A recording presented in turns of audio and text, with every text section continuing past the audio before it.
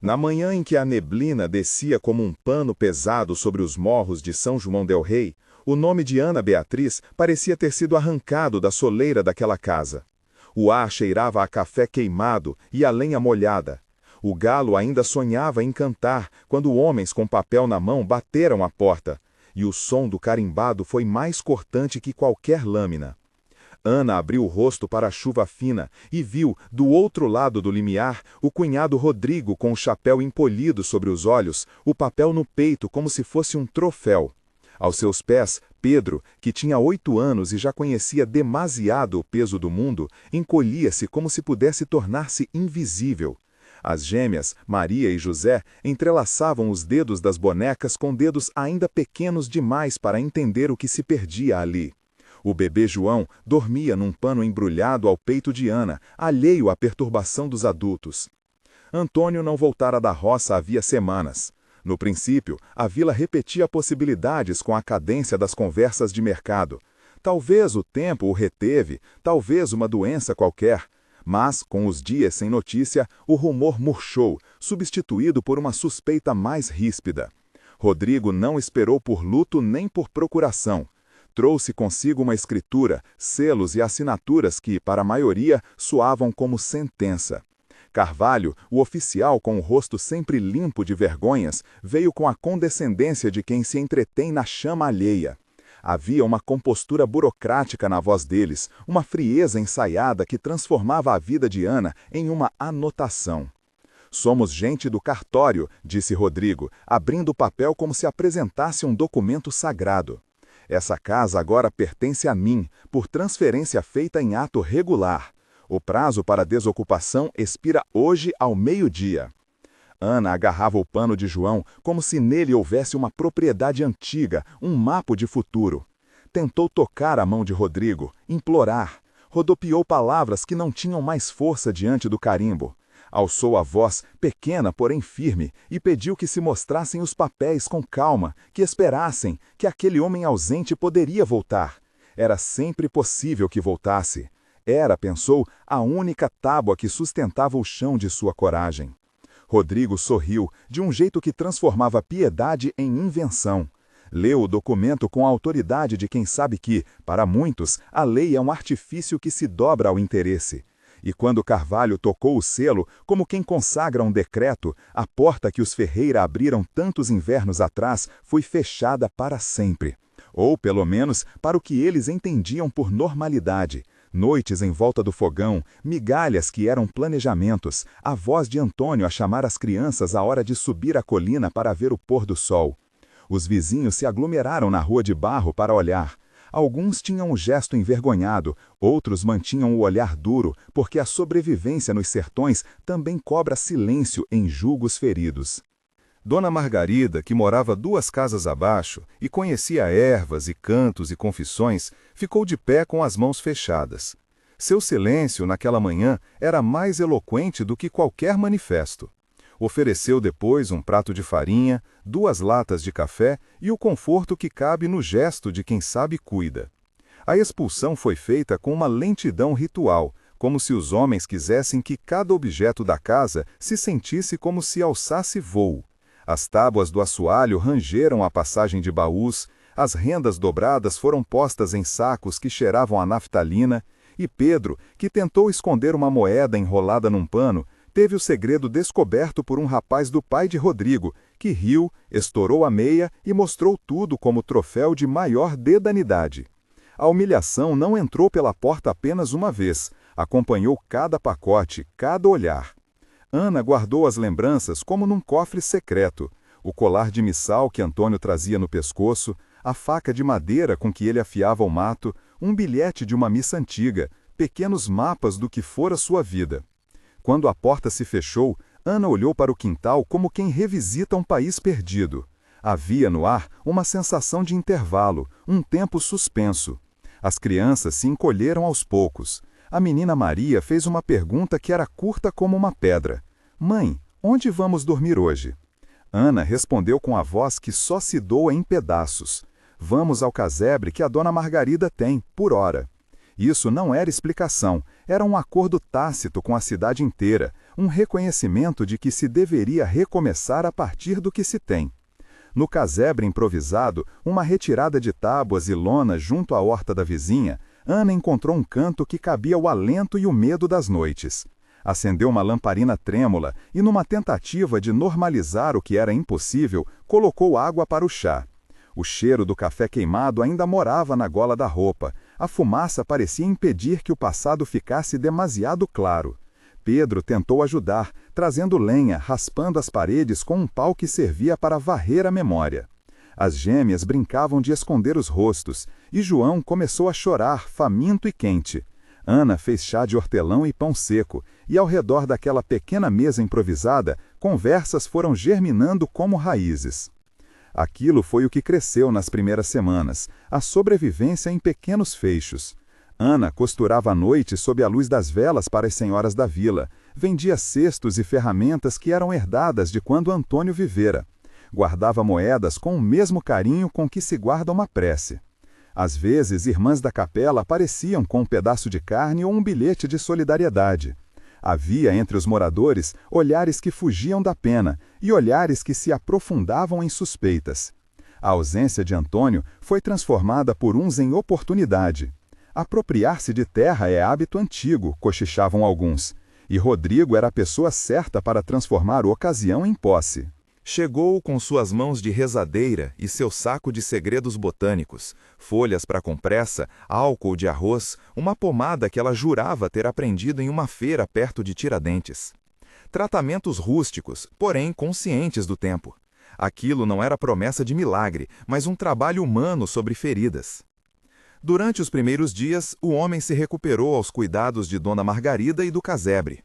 Miguel, foi o nome que disse com a voz rouca e as pregas dos olhos cerradas, era um homem de poucas falas e muita atenção. Observava a casa como quem cataloga, não com ostentação, mas com interesse genuíno. Quando podia, ajudava a racionar a água, varrer a terra, carregar lenha de modo que o corpo de Ana não se dobrasse tanto. Pediu pouco e ofereceu o pouco que tinha. Uma moeda de prata quando pagou por um curativo extra, um elogio sobre a maneira como Ana enrolava o pão seco com manteiga. Havia sinais claros de que Miguel não fora oriundo da mesma escalada de pobreza. O relógio que recuperaram tinha um mecanismo fino. O corte das roupas, ainda que gasto pelo tempo, seguia um padrão de alfaiate. Ele falava com alguma educação, sem afetação, e tinha maneiras que tocavam em lugares que Ana há muito não visitava. O respeito, que não exigia reconhecimento, apenas reciprocidade. Se havia algo que o diferenciava, era sua reserva, uma honra contida, uma recusa silenciosa a ostentar poder. Logo, as crianças se apegaram a ele. Pedro via em Miguel uma figura paradoxal, um homem que podia ser tanto ensejo de esperança quanto fonte de perguntas que não tinha coragem de formular. O menino, curioso, começava a espreitar os objetos dispersos que vieram com o estranho. Um bilhete de um nome cortado, uma etiqueta de uma fazenda que não lhe era estranha, Monte Santo, e um selo que parecia o brasão de uma propriedade maior. A combinação desses fragmentos soava, aos ouvidos do menino, como um enigma. "Mãe, ele tem dinheiro?" perguntou Pedro uma vez quando recolhiam água. Ana evitou a resposta direta. O assunto do dinheiro vinha sempre com armadilhas. Preferiu dizer aquilo que era verdade. Ele tem o suficiente para agora. O que vier a mais, veremos. E ali, no recôndito daquela casa pequena, a presença de Miguel trouxe, pela primeira vez desde a expulsão, uma aritmética diferente ao futuro. Possibilidade. Não porque aquele homem fosse herói, mas porque sua origem insinuava recursos, e porque havia entre as linhas da sua fala um incômodo com a injustiça de ver uma família, debaixo do mesmo céu, ser privada do seu lar. Quando recuperou um pouco da força, Miguel deixou que Ana lhe contasse a história do despejo. Ouviu-a com uma atenção que não era curiosidade paga, mas uma escuta que pesava como promessa de diligência. Quando ela falou de Rodrigo, do cartório, dos papéis carimbados, os músculos da mandíbula dele apertaram. Ele não falou de imediato sobre agir, disse apenas que precisava entender melhor, que havia coisas nos selos e na forma dos papéis que a experiência apontava serem manipuladas por mãos instruídas. mostrou-se de novo como alguém que, antes de tudo, avaliava a frialdade da situação. As manhãs traziam, com o sol, pequenas vitórias. João deixou de ter febre, Maria e José apanharam coragem para cantar. Pedro ganhou mais firmeza nos passos pelas trilhas. Miguel, quando podia, ensaiava instruções velhas de etiqueta e de trato com gente de propriedade. Coisas como, quando chegar a uma casa grande, aquilo que se pede primeiro é ouvir, não para encenar presunções, mas para orientar a prudência.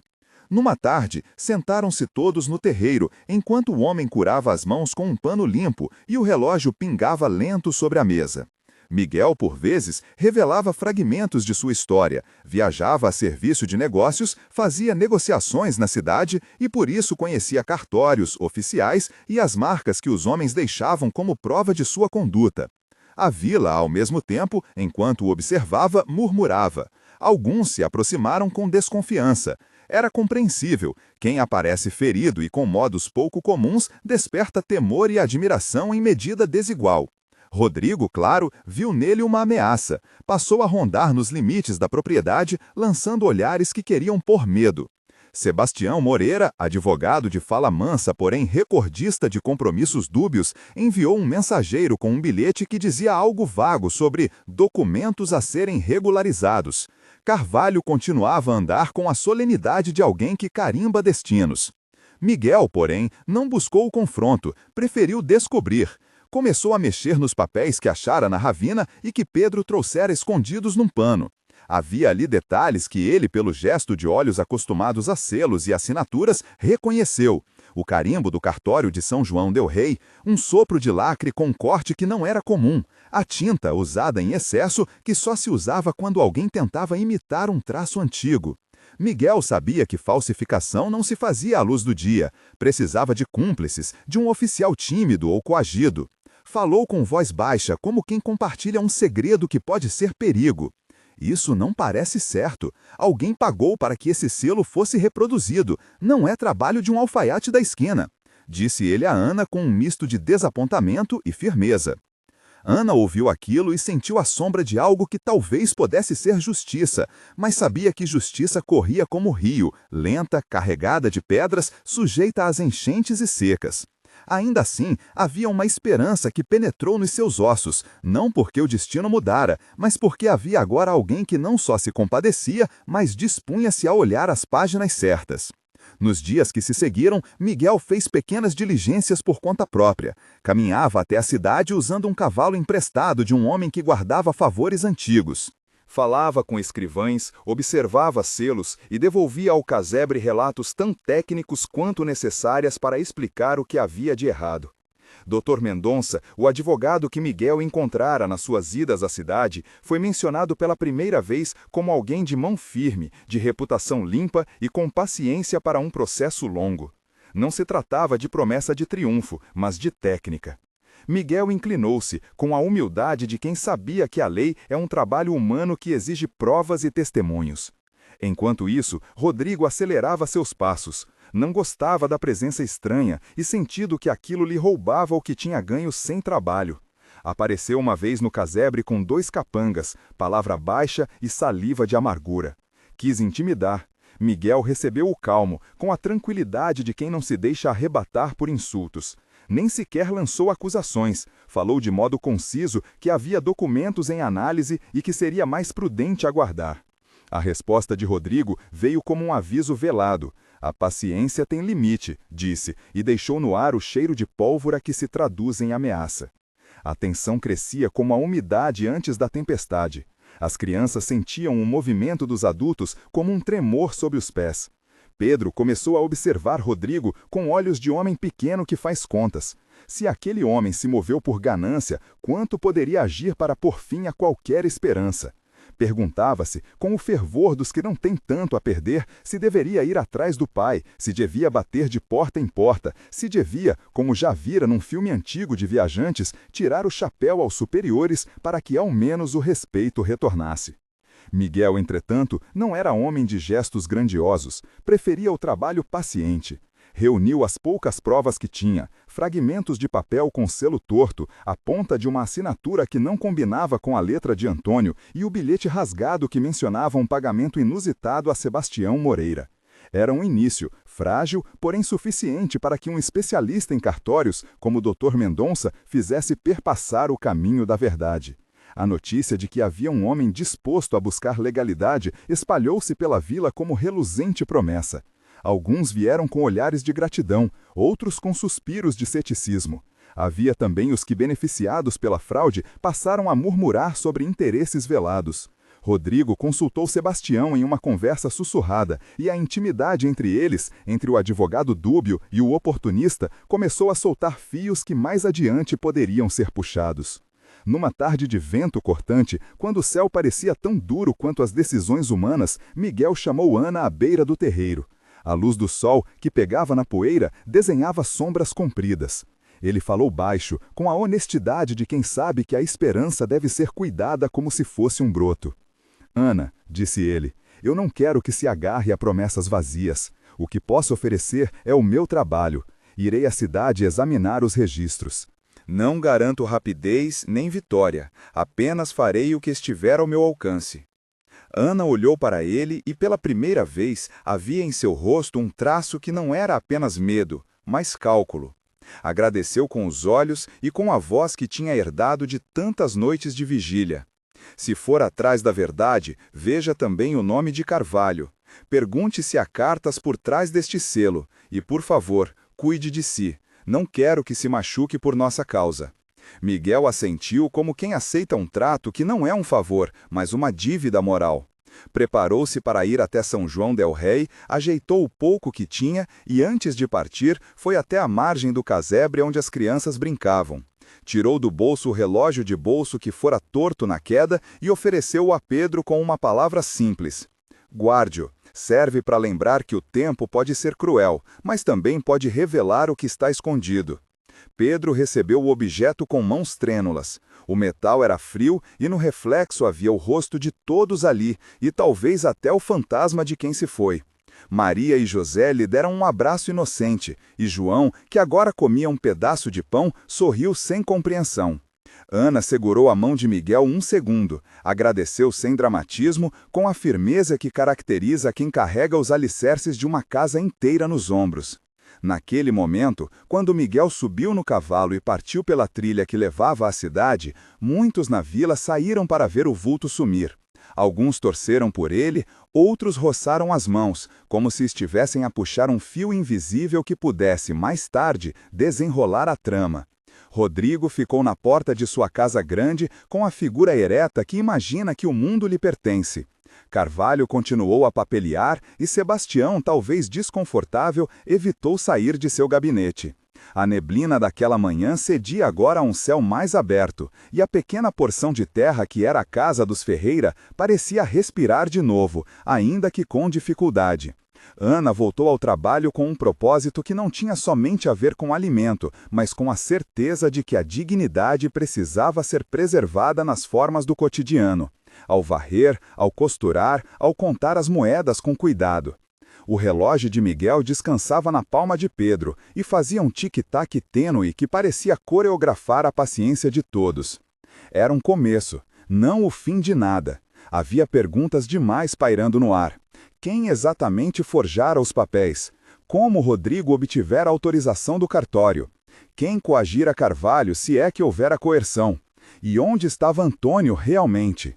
Cada resposta abriria outras portas. Miguel fora embora para procurar provas, e seu cavalo sumiu entre curvas. A vila retomou seu ritmo, mas com um novo sopro de expectativa, como alguém que agora tem a janela entreaberta para o que pode vir. Ao cair da noite, Ana acendeu a vela e colocou diante de si um pequeno rosário, não como promessa de milagre, mas como companhia para as noites longas. As gêmeas dormiam enroscadas. Pedro fazia perguntas baixas sobre o que veria na cidade. E João, finalmente, respirava fundo, embalado por um sono profundo. A presença de Miguel não apagava a dor da perda, não devolvera ao lar automaticamente. Mas introduzira uma possibilidade.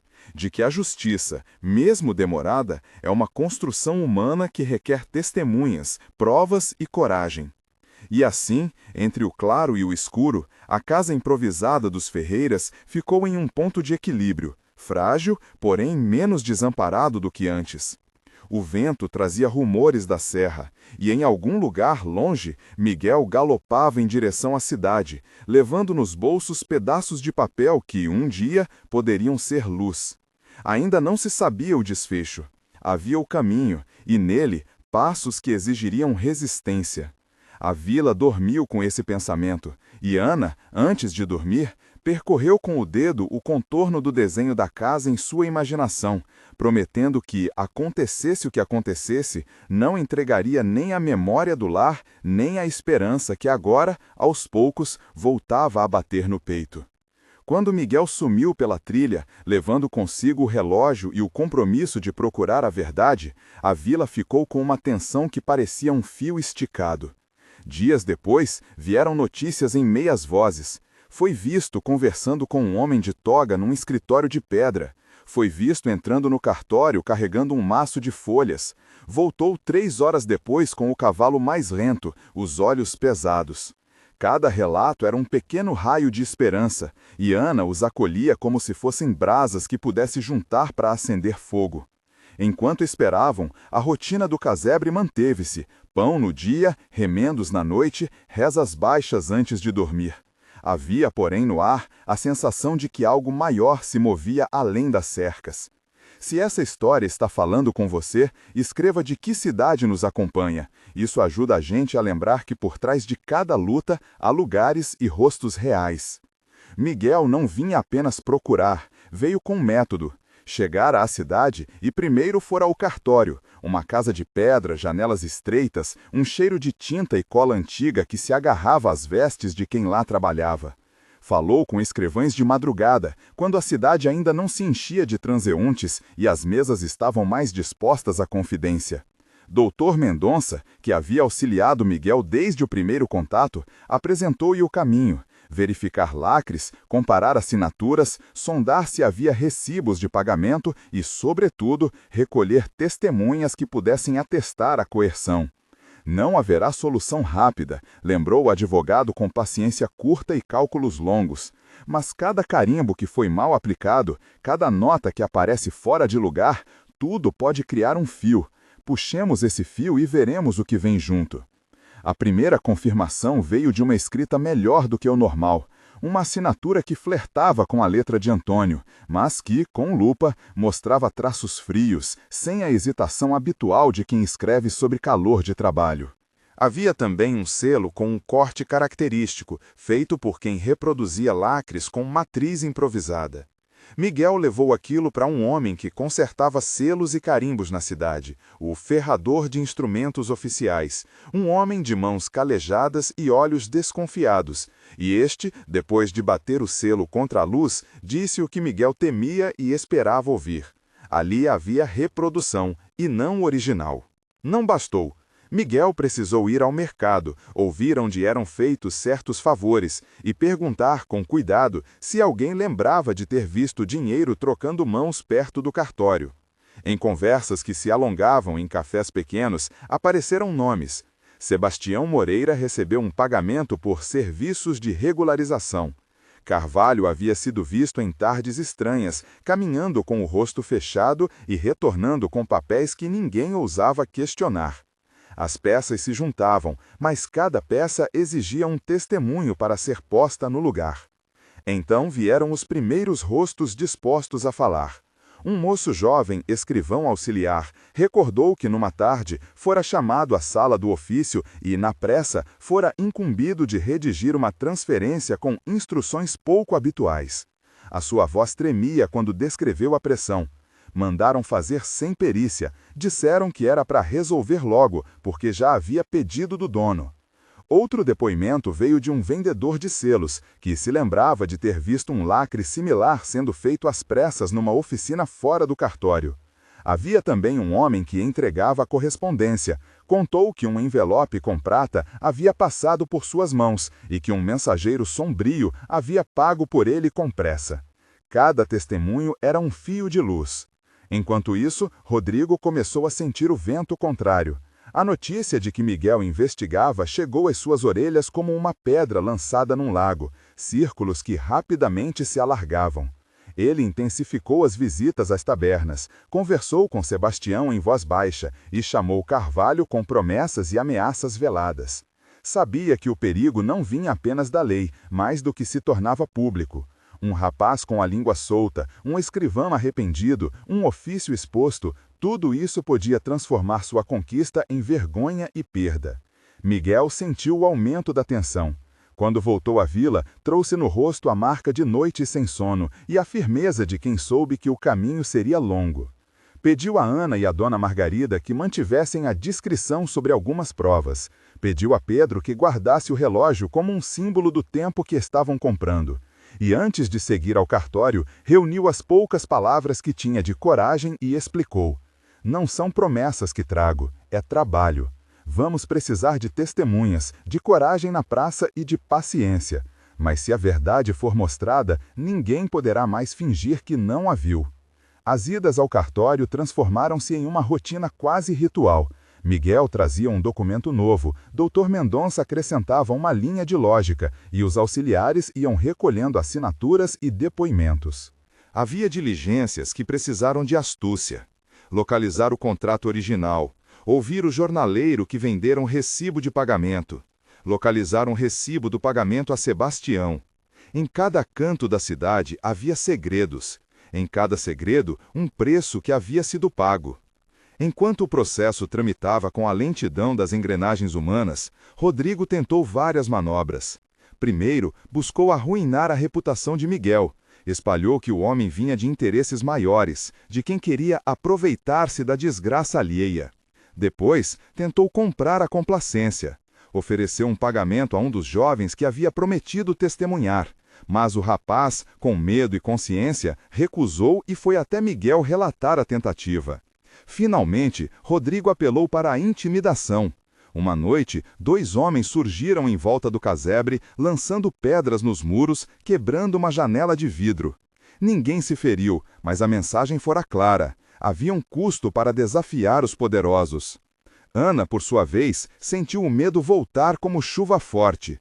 No entanto, sua firmeza não era apenas resistência, transformava-se em organização. Chamava os vizinhos, acordava Pedro cedo para vigiar os caminhos, pedia a dona Margarida para evitar que as crianças andassem sozinhas. Conversava com as irmãs da capela para que fossem testemunhas morais do que acontecia. Pequenos atos que, somados, criavam uma rede de proteção. E havia algo que aquecia a casa, a generosidade de quem via justiça não apenas palavra, mas como tarefa. Uma costureira trouxe mais retalhos. O ferrador emprestou um pouco de metal. Um rapaz que trabalhava na feira prometeu acompanhar quem viesse depor ao tribunal. Os dias transformavam-se em semanas. Miguel e Dr. Mendonça aperfeiçoaram a petição. Pediram à autoridade do cartório que revisse as assinaturas, que exigisse os originais do processo e que convocasse uma audiência pública para ouvir as partes e as testemunhas. Sabiam que, para provocar reparo real, precisavam de transparência, de que a vila toda pudesse ver as provas. Uma audiência pública na praça, com o cartório conduzindo a leitura dos documentos, seria a cena em que a verdade, colocada sob luz, mostraria suas sombras e quem as vestira. Chegado o dia marcado, a praça encheu-se de gente. O cartório armou uma mesa sob a sombra das árvores, e o barulho do mercado diminuiu para deixar lugar às palavras que seriam pronunciadas. Carvalho chegou com um rosto pálido, sem a segurança habitual. Sebastião veio acompanhado de um grupo de homens que murmuravam, e Rodrigo apareceu como quem marca território, chapéu arrebitado, olhar de quem exige obediência. Miguel e Ana sentaram-se próximo da mesa principal. Pedro, as gêmeas e João, abraçados à dona Margarida, ficaram logo atrás, como se a própria árvore os protegesse. Dr. Mendonça abriu a sessão com calma e clareza, expondo o que estava em questão. Uma transferência de propriedade que, segundo indícios fortes, não respeitara o processo regular. Trouxe o envelope contendo fragmentos de papel, o selo que não batia como os demais e testemunhas chamadas uma a uma para depor. Havia um murmúrio quando o primeiro escrivão falou, sua voz às vezes falhando ao lembrar que fora coagido. Depois, o vendedor de lacres explicou como um selo poderia ser duplicado e como havia pedido adicional de pagamento fora do comum. Um homem da cidade mencionou que vira Sebastião falar com Rodrigo na noite em que a transferência ocorrera. Rodrigo, em sua defesa, tentou transformar a questão em técnica e direito. Leu trechos de um documento mal explicado, falou de presunções, disse que o processo estava válido e que eram acusações sem base. Sebastião, com a voz que sempre tentou soar serena, afirmou que documentara tudo com a diligência necessária. Mas havia um problema. As provas não eram apenas palavras. Havia lacres, papéis de origem duvidosa, testemunhas que lembravam de pagamentos. E havia algo mais potente que se agigantou na praça naquele dia, a manifestação da vila. Quando Carvalho foi chamado a depor, sua pouca firmeza desfez-se. Durante dias ele dissera que nada poderia possuir sobre a situação. Aquele era um ofício e as ordens vinham revestidas de papel. Mas diante do que foi mostrado, a duplicata do selo, o recorte de assinatura, o relato de um mensageiro que carregara um envelope com prata, Carvalho teve que admitir que a sua mão havia sido pressionada. Falou de ameaças veladas que recebera à noite, de um homem na varanda pedindo que o documento fosse velado e de uma promessa feita em troca de omissão. Não justificou tudo e não tentou. Havia lágrimas nos cantos dos olhos, uma confissão humana que, mais do que explicações, trazia responsabilidade. Não fui coagido por inteiro, disse Carvalho, com a voz sumindo aos pedacinhos. Houve medo, sim, houve pressão, e eu que deveria defender a ordem das coisas travei. Não dei a atenção que devia. Peço perdão. O público na praça murmurou. Alguns olharam para Rodrigo como se nele pesasse a prova. Outros olharam para Miguel como se já o conhecessem, não por ostentação, mas por paciência e trabalho. Doutor Mendonça, que ouvira depoimentos suficientes, então pediu que se mostrasse o recibo do pagamento a Sebastião. Um homem do mercado puxou do bolso um papel que havia guardado por receio, um comprovante de uma troca de prata. Ali, inscrito com a letra trêmula de quem não queria se envolver, estava o nome de Sebastião com a indicação de um pagamento andado numa noite. Sebastião tentou negar, alegando que eram documentos fabricados, que alguém queria manchar sua honra. Mas as provas eram como teias colocadas por tecelões pacientes, entrelaçavam-se. Uma testemunha trouxe um relato de uma conversa onde Sebastião admitira ter organizado a mudança, em troca de compensação. Outro trouxe uma carta parcial com instruções para acelerar trâmites. As contradições começaram a aparecer. Rodrigo, que até então mantivera a compostura, perdeu o controle. Ergueu a voz, acusou a vila de inveja, de pequenas vinganças de pobres contra ricos. A fala arremessada por ele soou como lâmina sem polimento e, diante do silêncio do juiz do cartório, perdeu força. No calor do embate, Miguel manteve-se contido. Não fez discursos inflamados. Falou com uma sobriedade que mais impressionava. Pediu que se observasse a sequência dos papéis, que se comparassem as assinaturas e que se considerasse a coerção como elemento recorrente. Não apelou ao sentimento, apresentou fatos, e foi justamente a combinação de fatos e a presença das pessoas, vizinhos e moradores, que se mostraram como fundação da verdade. O momento decisivo aconteceu quando o juiz do cartório, homem de idade e costumes reticentes, acostumado a lidar com papéis mais do que com confrontos humanos, pediu que se comparassem as assinaturas. Doutor Mendonça apresentou um documento escrito de próprio punho por Antônio, um recibo de compra antigo, e colocou-o lado a lado com a transferência contestada. Ao exame público, ficou patente que as letras não coincidiam. Quando a lupa foi devolvida ao ar, notou-se que a assinatura da tal escritura tinha trejeitos mecânicos, como se feita por outro. A praça prendeu o fôlego. A leitura das evidências repercutiu como trovão. Carvalho, encostado numa pilastra, confirmou que havia assinado em circunstâncias de pressão. Sebastião tentou cair em contradição ao alegar que tudo fora legítimo, e Rodrigo, percebendo que Amarelli vinha contra, tornou-se agressivo. Houve gritos, alguns aplausos contidos pelos que desejavam que a justiça fosse feita sem violência. No final, as autoridades do cartório decidiram suspender a transferência e remeter o caso a uma verificação mais ampla, com participação de peritos e a convocação de testemunhas adicionais. A restituição imediata não veio ali. A lei, mesmo quando inclinada para a razão, precisa de tempo para desatar nós. Mas houvera algo decisivo. A falsificação foi exposta, a coação admitida, a intenção de arriscar a honra fiscalizada. E assim, a vila voltou para casa com um vento mais leve. Ana caminhou lenta até o casebre e, pela primeira vez desde o despejo, sentiu um gosto de alívio. Não era certo, ainda havia juízos a percorrer, mas havia um movimento em direção à restituição. As semanas seguintes foram de congregação e paciência. Miguel e Dr. Mendonça conduziram diligências finais, localizaram testemunhas que haviam visto pagamentos, recolheram o depoimento de um homem que comprovara ter emprestado a caneta usada na assinatura forjada e conseguiram que um escrivão dos ofícios de outra cidade atestasse técnicas de falsificação. Aos poucos, a narrativa de fraude ganhou corpo suficiente para que a autoridade judiciária local declarasse a nulidade da transferência. A escritura, o papel que pesara como sentença sobre a casa dos Ferreira, foi declarada inválida e ordens provisórias foram emitidas para reintegrar a posse aos antigos ocupantes até o fim do processo de investigação e punição dos responsáveis. Quando Ana recebeu a notícia oficial, teve dificuldades em acreditar.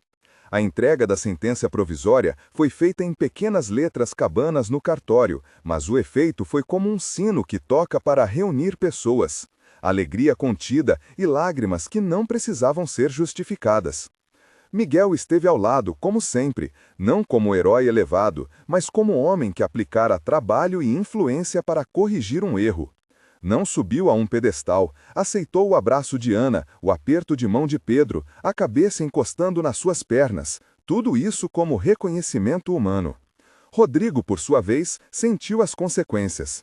Sua sanha pelo que obtivera sem luta tornou-se ofício de vergonha. O mercado passou a rejeitar o seu olhar, e alguns comerciantes deixaram de negociar com ele. Sebastião viu a sua prática duvidosa posta à luz e teve que enfrentar uma sindicância que poderia resultar em perda de credenciais. Carvalho, por fim, foi chamado a responder por sua conduta, o que para ele representou primeiro culpa e depois a possibilidade de reparação de uma conduta mal dirigida. Ninguém foi tratado com ódio. A vila, ainda que magoada, preservou a dignidade de cada um, mostrando que punição não precisa ser espetáculo, mas sim correta aplicação da lei. A reunificação da família com a casa foi comedida. Voltaram ao lugar das tábuas e dos cheiros, e lá se viram as mesmas tábuas que tantos anos haviam guardado memórias. Ana entrou com as crianças, e as tábuas rangeram sobre os passos como se desejassem cantar. Não houve festa pomposa, houve um trabalho de cuidado. As janelas foram consertadas, a chaminé limpa, o canteiro refeito com sementes que Pedro trouxera. Miguel, que não quis recompensa financeira, aceitou apenas um almoço sensível e o agradecimento que as mãos dos Ferreira ofereciam, um olhar de amizade e de reconhecimento. A reconstrução do sítio não foi apenas um ajuste físico, mas também moral. Ana e os filhos participaram de mutirões organizados pela vizinhança. Dona Margarida coordenava o preparo de refeições comunitárias. O ferrador consertava ferramentas, a costureira doava retalhos, alguns homens emprestavam madeira para reparar o telhado. O trabalho coletivo devolveu à família não só as paredes, mas a sensação de pertencimento. E na capela da vila, uma pequena cerimônia reuniu pessoas que rezaram em silêncio por força para os trabalhos vindouros, uma prática cultural que expressava gratidão e humildade, não promessa de uma bênção prodigiosa. A vida cotidiana, com sua mistura de rotina e surpresas, retomou seu curso. Pedro cresceu rápido. Assumiu o papel de auxiliar do pai que não estava, alimentando os animais da vizinhança, plantando as hortaliças e, com o tempo, aprendendo a ler e a escrever com uma professora que vinha às tardes para a pequena escola improvisada. Maria e José aprenderam a cuidar dos irmãos e a bordar com uma doçura que encantava as senhoras da vila. João, que ainda era pequeno, mostrou aptidão com os animais e com o trato das galinhas e dos potros. Ana, com uma calma difícil de obter, retomou sua costura e, com o tempo, abriu uma pequena oficina de remendos que sustentou a família com dignidade. Miguel, por fim, não permaneceu muito tempo na vila. Seus negócios e sua vida em Monte Santo, cidade longe, exigiam presença. Contudo, a ligação que se criou entre ele e os Ferreira não foi dissipada por distância. Voltava de tempos em tempos, trazia sementes melhores, ajudava a negociar pequenas vendas na cidade e, sobretudo, mantinha um olhar atento que dizia: a justiça é trabalho que continua. Nunca quis transformar-se em salvador, recusou placas e homenagens, aceitou apenas a gratidão e a amizade. Os anos que passaram modelaram os filhos. Pedro tornou-se um homem que unia o saber da roça ao conhecimento básico de leitura. Ensinava as crianças do lugar a cuidar do solo e a escrever o próprio nome. Maria foi aprendiz de parteira e de bordadeira. Tornou-se mulher que ajudava nas horas de dor e nas horas de festa. José encontrou na cantoria e na costura uma forma de ganhar a vida, enquanto João tornou-se responsável pelos animais do sítio, mantendo o cuidado com a terra que o pai ensinara. Ana, agora com cabelos que já começavam a pratear, viu seus filhos crescerem com a dignidade restituída. A casa voltou a ser lar e o trabalho virou nome, cada gesto um mapa de aprendizado. A vila também mudou. O episódio servira de alerta. A fragilidade de uma família podia ser corrigida quando havia união. A lei exigia atenção e vigilância, e a comunidade aprendeu a se organizar. Criaram-se reuniões mensais na praça para discutir assuntos comuns, e as mulheres organizaram um sistema informal de apoio para os que perdiam de repente sua fonte de renda. A solidariedade, que antes estava em gestos esparsos, transformou-se em prática contínua. E as conversas no alpendre passaram a ter um tom diferente, mais atenção às palavras, menos aceitação cega de quem vinha de fora. Quanto a Antônio, a sua ausência ficou como um mistério que nem sempre se resolve. Algumas pistas surgiram ao longo do tempo, rumores de que fora levado por uma doença rápida, boatos de que se fora para além de uma mata distante, um cavalo achado sem dono nas trilhas. Ana, cruelmente, aprendeu a conviver com a falta e com a lembrança. Não havia um sepulcro que se pudesse visitar, nem um corpo que pudesse ser velado, apenas memórias que ela transformava em histórias para as crianças. Essas histórias ensinaram sobre amor, trabalho e a importância de cuidar uns dos outros enquanto há tempo. A vila também mudou. O episódio servira de alerta. A fragilidade de uma família podia ser corrigida quando havia união. A lei exigia atenção e vigilância, e a comunidade aprendeu a se organizar. Criaram-se reuniões mensais na praça para discutir assuntos comuns, e as mulheres organizaram um sistema informal de apoio para os que perdiam de repente sua fonte de renda. A solidariedade, que antes estava em gestos esparsos, transformou-se em prática contínua. E as conversas no alpendre passaram a ter um tom diferente, mais atenção às palavras, menos aceitação cega de quem vinha de fora. Quanto a Antônio, a sua ausência ficou como um mistério que nem sempre se resolve. Algumas pistas surgiram ao longo do tempo, rumores de que fora levado por uma doença rápida, boatos de que se fora para além de uma mata distante, um cavalo achado sem dono nas trilhas. Ana, cruelmente, aprendeu a conviver com a falta e com a lembrança. Não havia um sepulcro que se pudesse visitar, nem um corpo que pudesse ser velado, apenas memórias que ela transformava em histórias para as crianças. Essas histórias ensinaram sobre amor, trabalho e a importância de cuidar uns dos outros enquanto há tempo. Ao cair da tarde, quando a praça já respirava sossego e as crianças iam dormir, Ana subiu a pequena escadaria de sua casa.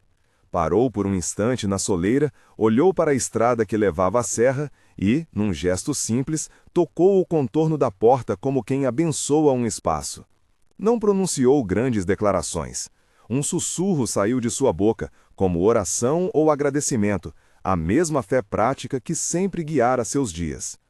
Não era a crença de que milagres cairiam do céu, era a convicção de que o trabalho humano, a justiça e a compaixão teciam um mundo possível.